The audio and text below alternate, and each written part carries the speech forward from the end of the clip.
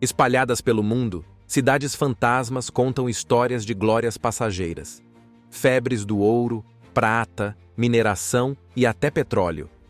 Mas e se eu te dissesse que uma dessas cidades surgiu não por obra de um governo ou mineradores ambiciosos, mas pelas mãos de um dos maiores industriais do início do século XX? No coração da Amazônia brasileira, Henry Ford, sim, o gênio por trás da indústria automobilística, idealizou uma cidade planejada no meio da selva e a batizou de Fordlândia. Agora, aqui vai a pergunta: se ele não estava atrás de ouro, então o que o atraiu para o coração da floresta? O que existia ali que valesse bilhões de dólares de investimento? E, mais intrigante ainda, o que deu tão errado a ponto de fazer esse gigante industrial abandonar tudo e sair do Brasil de mãos vazias? Hoje, o belo mundo vai te levar para o cenário misterioso e cruel de Fordlândia. Aperte os cintos e venha explorar essa história cheia de ambição, que a selva nunca deixa esquecer. Número 1. Quem era Henry Ford? Antes de falarmos sobre Fordlândia, precisamos entender quem foi Henry Ford. E, sinceramente, é difícil alguém não reconhecer esse nome, mas aqui vai. Henry Ford foi um dos maiores ícones da indústria automobilística e, mais do que isso, um visionário que revolucionou a maneira como produtos eram fabricados no mundo inteiro. Ele não inventou o carro nem a linha de montagem, mas foi quem combinou essas ideias de forma a torná-las eficientes e acessíveis. Em 1908, ele lançou o famoso Ford Modelo T, um carro que transformou o automóvel de luxo para poucos em um item que a classe média podia comprar. Ele também foi o criador do Fordismo, um modelo de produção baseado na produção em massa e no pagamento de salários mais altos para os trabalhadores. Em 1914, Ford fez história ao anunciar que seus operários receberiam $5 por dia, o equivalente a $126 hoje, dobrando o salário médio da época. Essa filosofia era simples, mas poderosa. Trabalhadores mais bem pagos podiam consumir mais, criando um ciclo que beneficiava tanto os negócios quanto a economia como um todo. Contudo, Henry Ford também era uma figura controversa. Ele tinha ideias preconceituosas que causaram grande impacto negativo, e suas publicações pessoais continham opiniões discriminatórias amplamente criticadas. Isso faz com que sua trajetória seja tanto uma história de inovação quanto um exemplo de como grandes líderes também podem carregar sombras. Agora que sabemos quem era Henry Ford, fica mais fácil entender a ambição por trás do seu próximo grande projeto, Fordlândia. Número 2. A ambição da borracha. No início do século XX, a indústria automobilística vivia uma verdadeira revolução. Carros, antes considerados artigos de luxo, começaram a chegar às mãos da classe média graças à produção em massa, liderada pelo icônico Ford Modelo T. Esse avanço, impulsionado pela genialidade de Henry Ford, criou uma demanda crescente por materiais essenciais para os automóveis. Um dos mais importantes era a borracha. A borracha, indispensável para pneus, mangueiras e outras peças, vinha quase exclusivamente da Ásia, mais precisamente da Malásia e do Sudeste Asiático, onde os britânicos controlavam grandes plantações de seringueiras. O suprimento era eficiente, mas os preços altos e a dependência de uma região tão distante incomodavam o empresário. Ele queria ser autossuficiente, controlando cada etapa do processo, desde o cultivo da seringueira até a produção do produto final. Foi aí que ele olhou para a Amazônia, o berço natural das seringueiras. O Brasil já havia experimentado um boom da borracha no final do século XIX, quando árvores nativas abasteceram o mercado global. Contudo, a competitividade brasileira foi sufocada pelo surgimento de plantações organizadas na Ásia e pelos efeitos de pragas.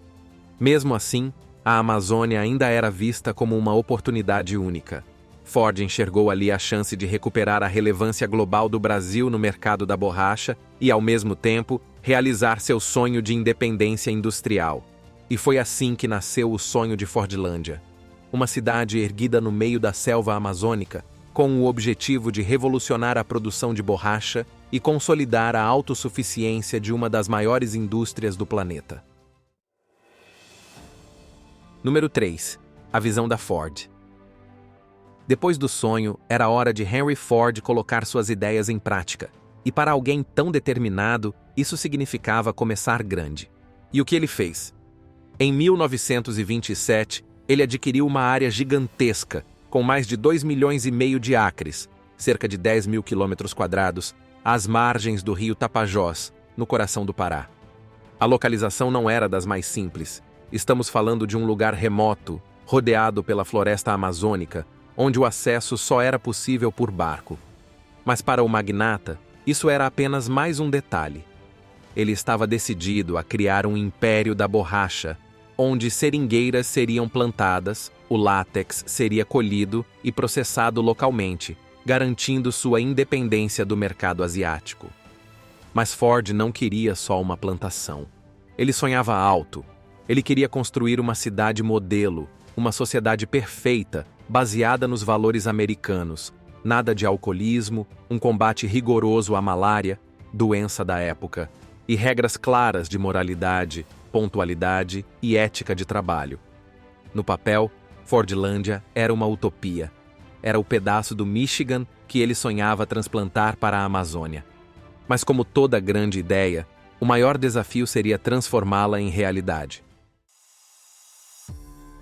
Número 4. O novo império. E foi assim que, em 1928, 2 navios mercantes carregados de equipamentos, móveis e sonhos americanos cruzaram o rio Tapajós, a única rota que conectava aquele canto isolado da floresta ao resto do mundo.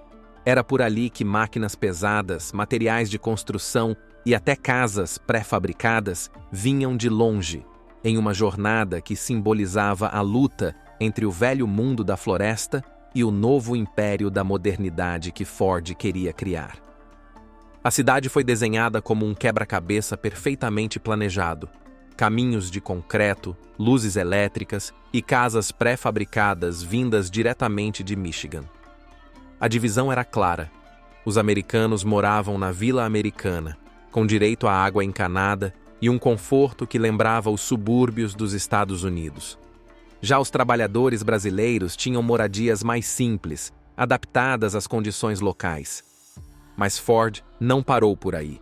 A cidade tinha tudo o que se esperaria de um pedaço do sonho americano no meio da selva.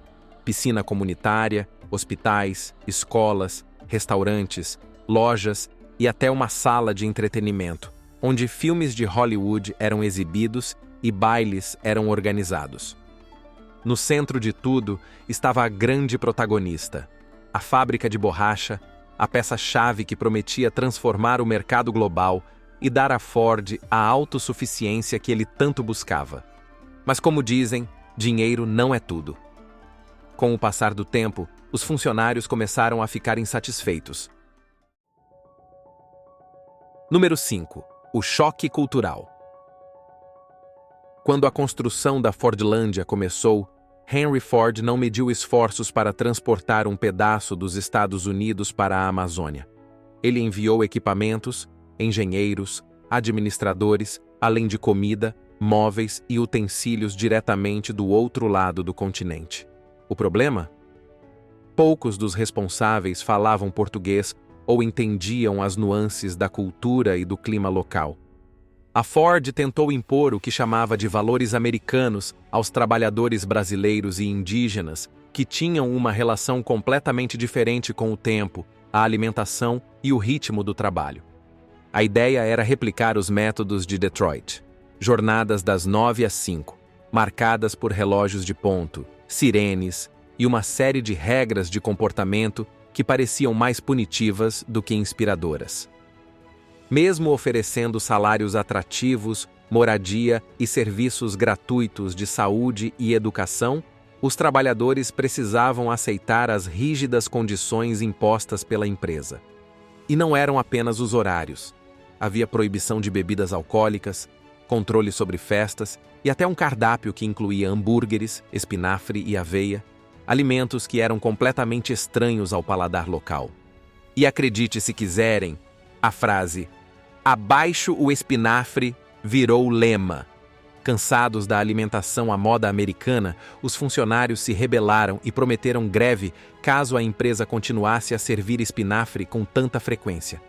No lugar do vegetal, os moradores queriam o bom feijão brasileiro, além de peixe e farinha.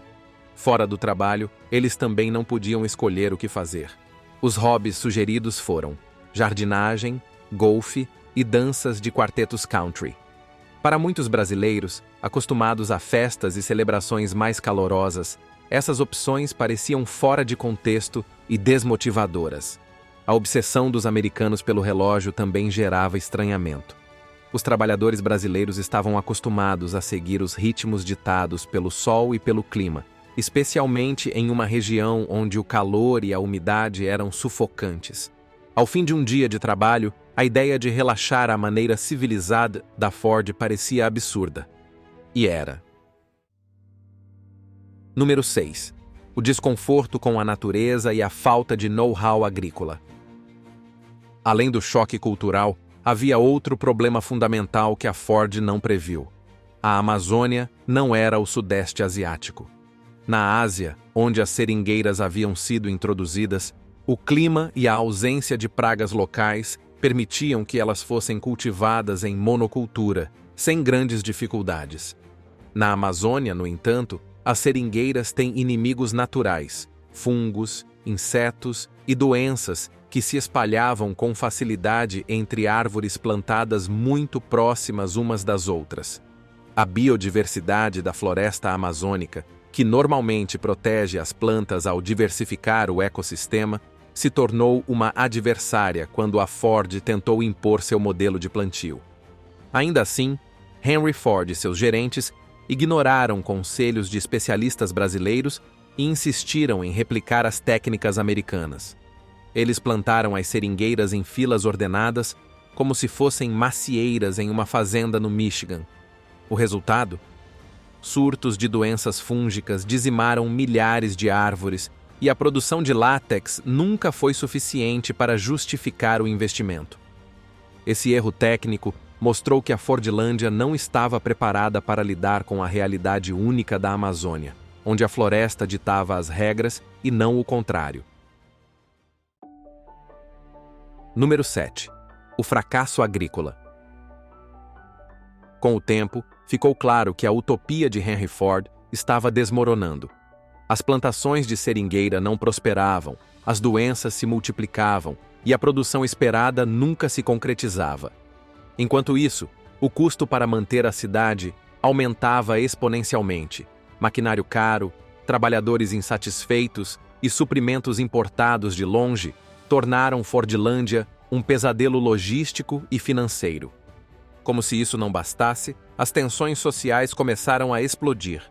Os trabalhadores brasileiros não viam sentido em seguir as rígidas regras impostas pelos administradores americanos, o que culminou em uma das revoltas mais famosas. O quebra-pau, em dezembro de 1930. A revolta começou por causa do espinafre, mas a verdade é que era muito mais que isso. Os operários, furiosos, destruíram mesas, cadeiras e utensílios, enquanto os administradores americanos fugiam para a floresta, se escondendo para salvar suas vidas. A ira foi tão grande que a mobília do refeitório foi atirada no rio Tapajós. A situação ficou tão fora de controle que a Ford precisou chamar o exército brasileiro para conter a revolta e retomar o controle da cidade. Esse evento escancarou o abismo entre a visão de Henry Ford e a realidade amazônica. Mas as crises não pararam por aí. Os administradores americanos também mostraram sua incapacidade de lidar com a Amazônia. Muitos não conseguiam suportar as condições extremas e acabaram abandonando seus postos. Nos primeiros 2 anos, a cidade teve vários gestores. Alguns sofreram colapsos nervosos, enquanto outros enfrentaram tragédias pessoais, como a perda de familiares para doenças tropicais. A selva amazônica não perdoava. Trabalhadores brasileiros e americanos adoeciam, sofriam e, em muitos casos, desistiam de seguir o sonho do magnata americano. Quanto às plantações, o destino foi o mesmo que outras tentativas anteriores na região.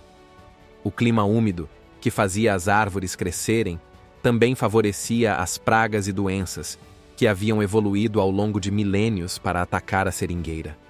O cultivo em monocultura apenas agravou o problema, tornando as árvores mais vulneráveis. Número 8. Belterra e novas estratégias. Depois de anos acumulando prejuízos, a Ford decidiu mudar de direção. Em 1934, transferiu o projeto para uma nova área no Pará, batizada de Belterra. A ideia era aproveitar as lições aprendidas, espaçar mais as seringueiras, melhorar o combate às pragas e adaptar alguns costumes ao contexto local. Apesar de ter mais planejamento e orientação técnica, os mesmos problemas que assombraram Fordlândia começaram a aparecer. As pragas persistiam, o clima continuava desafiador e a distância dos grandes mercados consumidores fazia tudo parecer um esforço gigantesco para pouco retorno.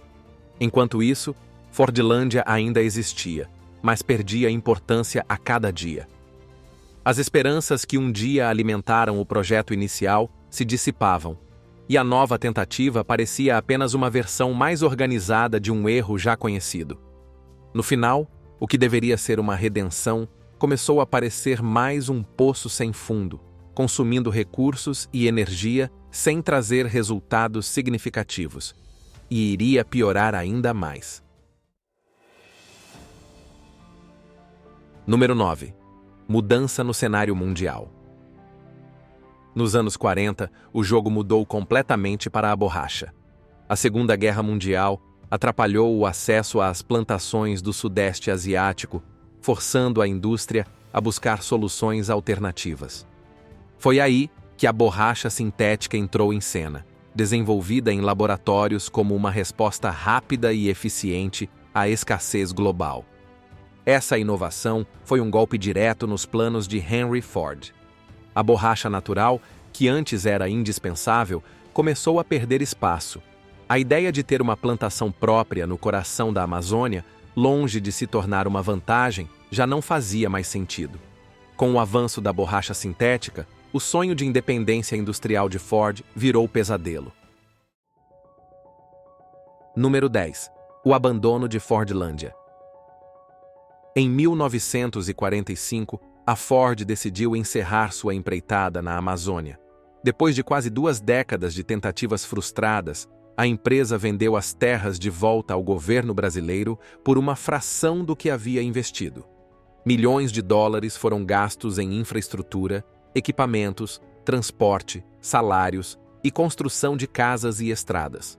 No entanto, nada disso conseguiu transformar o projeto no sonho de autossuficiência que Henry Ford imaginou. No final, tudo se revelou um desastre comercial e um vexame histórico, marcando um dos maiores fracassos da carreira do magnata. Com o abandono, o local começou a se deteriorar. Equipamentos enferrujaram, casas de madeira apodreceram e a floresta retomou o espaço que havia perdido. Aquela utopia industrial planejada no meio da Amazônia se transformou em uma cidade fantasma, atraindo apenas curiosos, aventureiros e alguns historiadores interessados na história. Surpreendentemente, a área não ficou completamente deserta. Pequenas comunidades ainda vivem por lá, ocupando as casas que resistiram ao tempo. Muitos desses moradores são descendentes dos trabalhadores que chegaram durante o auge do projeto.